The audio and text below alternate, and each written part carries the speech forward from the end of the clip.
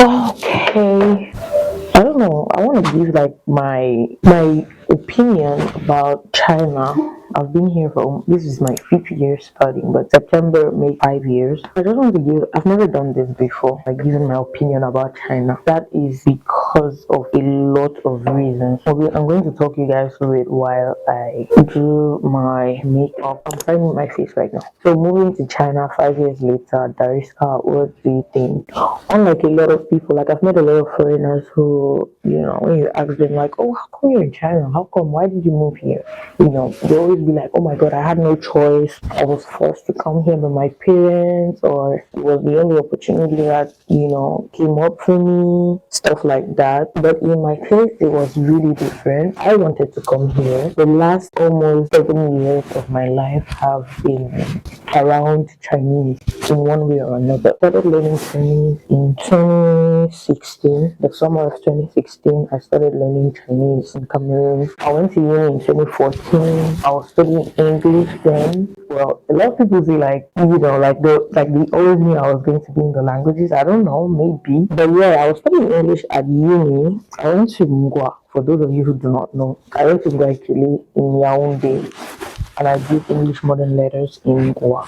If you went to a big university in Cameroon, you know that they don't impose internships on us. They don't offer internships during the holiday and stuff. And I've always been the girl who doesn't like do nothing. You get what I mean? I've always wanted to be busy. I've always wanted to.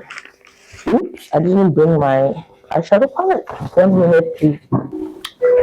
I'm sorry. Yeah, in state universities in Cameroon, they don't impose internships on you over the vacation, and I was just that person who doesn't like to stay home doing nothing during the vacation. I want to be busy. So with English Modern Letters, I felt like that major was very restricting because if I even wanted to be a professional translator in Cameroon, I either needed to wait until my master's or I had to study bilingual letters, which I wasn't studying. You get what I mean? I wasn't studying bilingual letters, so everything was just seeming like very far-fetched for me. And I remember having this conversation with my dad, and I was like, Dad, I want to learn a second language. I want to learn something apart from English and French.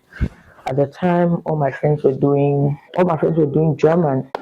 I remember most of my friends were doing German, and I was like, I don't want to do something that everyone else is doing. It's just like the same thing. Like a lot of people doing English, a lot of people are doing bilingual letters, and I'm just there like, so why am I trying to be different and then I still go ahead to go do what everyone else is doing? You get what I mean? So he said, okay, do your research, come back to me when you know what you want to study. So I just basically started finding out what I could study, sort of doing Croatian, but I didn't really find a nice place to study it in Cameroon at the time. I thought about Arabic, but I was like, nah, man. If I do Arabic, it means like you have to be working with the Arabs, and I just feel like the Arab, no shade to Muslims and Arabs, but I don't want to work somewhere where I feel restricted. You get what I mean? So my mom was sitting because my mom is very resourceful, even though my mom has always been a full-time housewife. Well, she was a full-time housewife at the beginning of like my childhood, and then eventually she went back to school. She completed school, and then she became a teacher. You get what I mean? But she always wanted to be a journalist. You get what I mean? So she's interested in things. She wants to know. She likes to have updates and stuff. So she told me like, oh, that there's this place called Confucius. They teach Chinese, and I was like, ooh, okay, that's a first. So I heard like, oh, Chinese, da da da, and I'm like, rah, this shit is new. No one I knew was studying Chinese at the time. No one I knew was planning to come to China at the time. Like it was really like new. No one in my environment was in Chinese, and I was in my second year at uni. So I'm like, ça tombe bien. Like I'll start off, in my second year before I'm graduating in my third year. My Chinese would pretty much be of use to me. You get what I mean? I didn't even know like you needed at least 6 months to learn a new language consistently. You know, and all of that. But I just knew I was really gassed to start studying Chinese. I was really happy. I was really like motivated. to start this new language. So that's how I went. The summer of 2016, I registered at the summer camp, Confucius summer camp. At the time, Confucius was at Irik. If you are not Cameroonian, Irik is basically like a professional school for diplomats where diplomats are trained.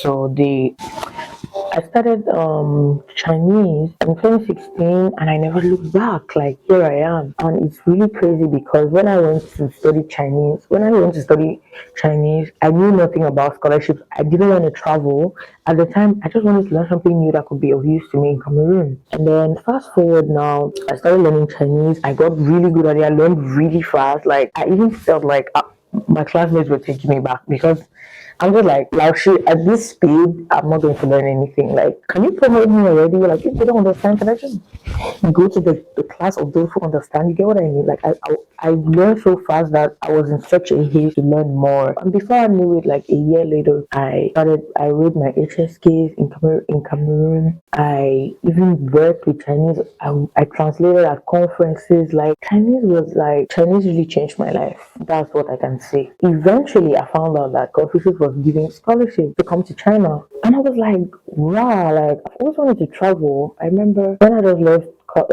high school, I had a special scholarship to study in the US, but my parents didn't allow me to go because they were like, you have a special scholarship, that's great, but when you get to America, we may not be able to afford, like there's a lot more that goes into moving than just getting your scholarship. So I was really sad, and I know like I always wanted to travel, and America was that place for me. So when I saw that I could apply for a scholarship to come to China, and it was a full scholarship, not partial. So this time my parents had, nothing, no reason to object because they're like, you'd be fine out there. And even if we cannot afford, because my dad had to retire in 2017, I think. And even if we're not there, you can take care of yourself. So we thought, because I also thought I was going to be able to work and stuff, but that's a whole different story altogether. So China basically was that place for me. Like it was that opening for me because after I learned Chinese, everything else started taking shape. I applied for the scholarship in. I studied 2016. I studied 2017. I started working in December of 2017. 2018, September, I came to China. So I applied for my scholarship in March. The results were out in August, and I had the scholarship. And in September, I was here. So everything was just so smooth for me. I was excited to come here. I was happy to come here. I was not one of the people, who were forced or who saw it like this last option kind of place. No, I was excited because I've been learning this language, learning the culture of these people for like 2 years prior. So the excitement was there. I ain't even gonna lie. The excitement was there. Okay.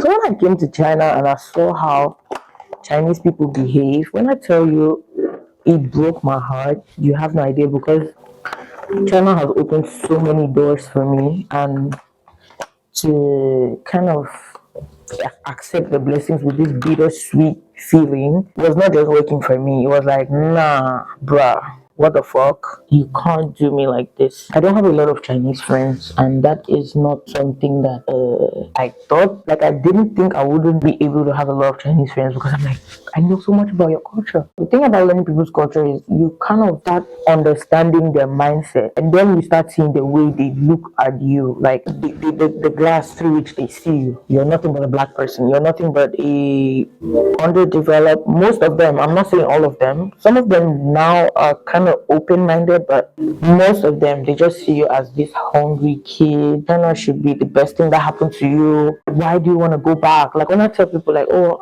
I may want to go back. I may want to leave China. Like, I don't see China as that place where I'm going to stay long term. Never. I can't see myself raising my kids here. Kids of foreigners who are born here, they have the Chinese mindset. They even don't see themselves as black. That's how naive your kids can get if you raise them here. I don't want that for my kids. I want my kids to know where they're from. I want my kids to understand the pride of being black. So apart from the crisis that I was going through with adulting and knowing myself, and I don't like knowing what I wanted for myself and my faith in God, I had to deal with this shitty mindset, of the constant questions, the way they look at your hair, the way they feel like your food is not nice because it's not as colorful as theirs. So there's just too much second class thing that made me at some point start to regret why I came to China. Every time we would do, church service and all, they would be like, oh, everything happens for a reason. There's a reason why you're here. There's a purpose why you're here. And then when I think about my life, if I didn't come to China, it's even scarier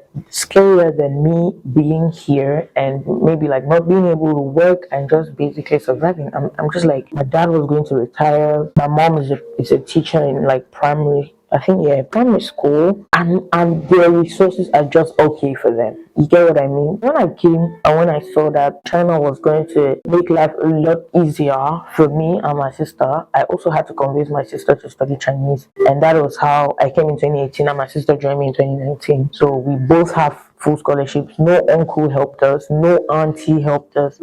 But let me speak for myself.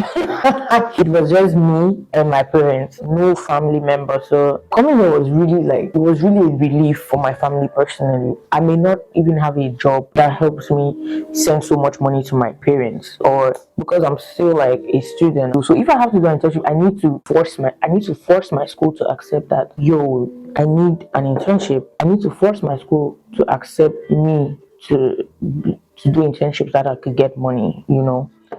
But everything has just been great. There's been less pressure on my parents. They live their last days happier with less pressure because they don't have to worry about what the risk and chase they are gonna eat today. We've been here. We haven't had the chance to go back home to see our parents, but it's like, Dad, would you have preferred it another way? Would you have preferred it if you had to be there with your parents, seeing them every day, and no job, no fulfillment in life? It's like, nah, I wouldn't want to have it any other way. I like it exactly the way it is. And God is going to make sure that I go see my parents before their last breath. God is going to make sure that I go see my parents for fun times, not for sad news, not for bad news, but for celebration, for Thanksgiving, because God has really been faithful to my family and I. I'm not where I want to be, but I tell you, I live my life like a superstar. I live my life like a celebrity because God has been there. God has been there in my story. So when I do my thing, I romanticize every little thing I have, every little thing I do. I do it like it's a big deal, and that is because God takes me as a big deal. That is because everything in my life I haven't. Well, some people would. I think that I've struggled, but some people would argue me that no, that you haven't struggled. And maybe I agree with them a little. Maybe I do agree with them a little that I haven't struggled and I should be more grateful. I may not even still be working now, but I know that with my Chinese knowledge, even if I go back to Cameroon, I'm hot cake. Like my salary in Cameroon before I came here was like 250, 300,000. Like that's the salary of a government worker who has been, you know what I mean? How old was I? I was 22. I was 22 when I came to China and my salary was like 250K. What? Chinese? In Chinese, in Yaoundé. I convinced a few of my friends, like, who mean a lot to me. I'm like, girl, try this Chinese thing. It may work for you. Even if you don't go to China, what? In Cameroon, you're going to make a lot of money. Dariska, we all have different destinies. You can propose, but God is the one who makes the final decision. So everyone now presently is exactly where God wanted them to be. I'm here alone. My friends are not here with me. My parents are not here with me, but I'm exactly where I'm supposed to be. When it will be time for me to leave China, I would leave. I would leave without even looking back because China has already done so much for me. You get what I mean? I've learned so many skills. I came here. Like, even if I have just like 500 subscribers, you have no idea the work that has gone into these 500 subscribers. You don't have no idea the skills that I've learned, okay? I may have only 500 subscribers, but I'm a fucking video editor. Like some people, their parents force them, their parents send them money here. I cannot relate. I cannot relate. And I'm just happy like everything is just gradually taking shape. And I know that bigger things are even coming, whether I'm here or not. But I'll use Chinese regardless. If you want to do business, the best place for you to be is in China. If you have a business mindset, China is definitely that place for you. I've met like a lot of people who came as students and then they ended up changing their visas to working visas, to business visas, because right now I'm just doing my school thing first. I don't mind even doing a PhD at this point. I really don't mind. My younger sister was telling me that after her master's she's done, but I swear I think I can go again. I think I can go further. I really genuinely think so.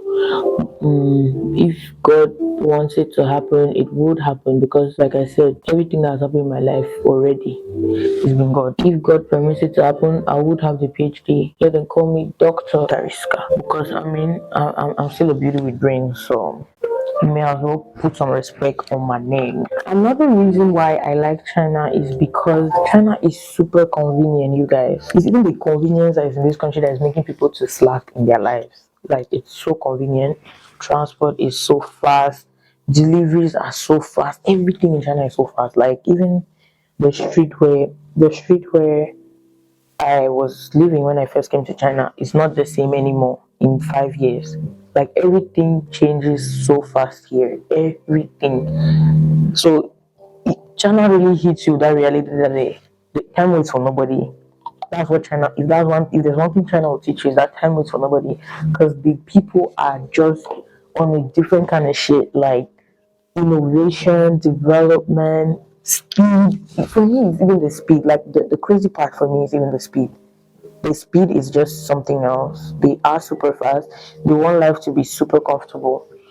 I mean, like with the population they have, it makes sense because these people they plenty, they plenty. Sometimes you even feel like your life as a foreigner is so bad until you listen to the story of a Chinese. That's why I tell people to always interact with Chinese no matter what. These people are going through a lot of pressure. They don't want to have a lot of kids anymore just because very soon they won't be able to afford it. Rent in Beijing is like 8,000 renminbi a month for a small room. For a small room, rent in Beijing. That's how much pressure is in Beijing. I can't live in big cities. So, as you see me, thank you very much. I love my small city. So, another advice: if you're coming to China, go to a small city. It will help you have time to settle in. It will help you save money. And when you need to go to the big city, you can just go have fun and come back home. Okay. So that's one advice I have if you want to come to China. Target a small city, and if you want to do business, target Guangzhou. Target Guangzhou if you want to do business. Yiwu is also a nice place to be. Yiwu as well. My dear, brace your mental health strength because you will be tested. I never knew what depression was until I came to China. I started having depression, especially because, when you look at your friends in other countries, like somebody like me, most of my friends are even out of the country. So even if I go back to Cameroon right now, I'll be super bored because most of my friends are out of the country. You see the way they have moved on with their lives, they moved into their apartments a long time ago. They had their first cars in like, what, 2 years ago. But here in China, growth for foreigners, especially for students, is a bit slow because we're not allowed to work. So when are you going to get the money to be buying a car? When you're not allowed to work, you're not making money. Even if you're in a scholarship, your stipend is just helping you to feed and have fun on those small vacations. That's it. But you can't really, even if moving out of the dormitory is already a stretch because that rent money is you're going to put that you will not be working. So the few people who kind of teach on the side, because a lot of people have the misconception that everyone teaches English in China, people make a lot of money in China. Yes, they do. But are you a native speaker though? Did you grow up in America? Did you grow up in the UK? Are you from Australia? Hell no. Chinese people want native speakers to teach their kids Chinese. Are you a native speaker? No. Get the fuck out of here. So the few people who do it illegally, and when you are caught, you know the yes sorry. Chinese man need the yes sorry. So yeah, I'm just going to finish this makeup and then. Okay, guys. So I'm done. I hope you guys like my little story time of how I came to China. why what I think about China. So that's why you kind of get like the girl who is super aware of Chinese culture but who just doesn't hang around Chinese people because of my personal beliefs and my personal the things that give me the ick. So I can't be hanging around people who really don't see me beyond my color, see me past my color, see me more they don't see me more than a beggar, a poor kid, a child from Africa who's just, they're just trying to basically enjoy their resources and stuff. So that's why, for my mental health, I choose to stay away from Chinese people because I don't want to be triggered. I get easily triggered. I do get easily triggered. And I don't want to get into a situation where I'm fighting or quarreling with someone. So I leave them in their mindset and I just stay in mine and I mind the business that pays me. So that's why I am able to live happily here. I get anything I want. No one really insults me. Like there's no outright racism. Like you can walk in the streets freely. No one is going to stop you like, oh, you're not allowed to walk here because you're black. But then it's like you have all these eyes like that are always looking at you, especially if you wear out your hair and if you wear braids, if you wear a wig, like everything is just new to them. Everything is like something worth looking at and I'm just not used to those stares. So I'm able to deal with it when I'm outside, but I just don't want people in my close circle who would influence me. And then seeing myself having kids here, no, hell no. So when there will be time for that, I'll obviously have to find a place that is suitable to raise my kids and move. But until then, I'm living my vida loca. Or the chungwa mong, I'm living my Chinese dream. Yeah, so it is a place. It is a nice place. It is a very beautiful country. Traveling here is cheap. Life is cheap. Like all the things y'all have a Fashion Nova, BLT, House of TV. Girl, we have them. They're manufacturing in our backyard. We have them cheap, super cheap here. So like, I don't see what's really making me. I'm not lacking anything. I'm not missing out on anything because I'm not in America. I'm not in the UK. Like I have everything I need. I can get anything I need at any time, and it's going to be here in 2 days. Literally, on God, I'm not even lying. But I mean, what can I do? So when we go out, that's when we're going to be doing our own businesses and stuff. Because obviously, we can't really put out in business here because there's more competition there. Here, they're the ones making it. Why would I want to buy something from Chinese to sell to Chinese? They're not going to buy it. So obviously, if you're doing a business, you have to make sure your business is from outside China. Like you're shipping to other countries, like drop shipping and stuff. Like I did that for a while, for a little bit. It's really fun. It was a different experience for me, but I'm a girl who's in her own bag. Like my own idea of her bag is start business. Maybe I would go back into business. I am still doing business, but just in a different way, not in the way I was doing it before. In a way that helps me to do it at my pace and just helps me to have time for myself. Because the other way I was doing it, the clients think they own your life. You don't own my life. You don't. If not, pay your own flight and come and buy the things yourself. The fuck? If you want me to be a middleman, it will be on my choice, okay? You give me like 20%, so that's just me throwing it out there that if you want me to help you buy stuff from China, I have 20% on the total. So everything you're spending, 20% of that money comes to me. Or you buy your flight and come and buy yourself. Thank you. I'm sorry. So yeah, guys, see you in my next video. Bye.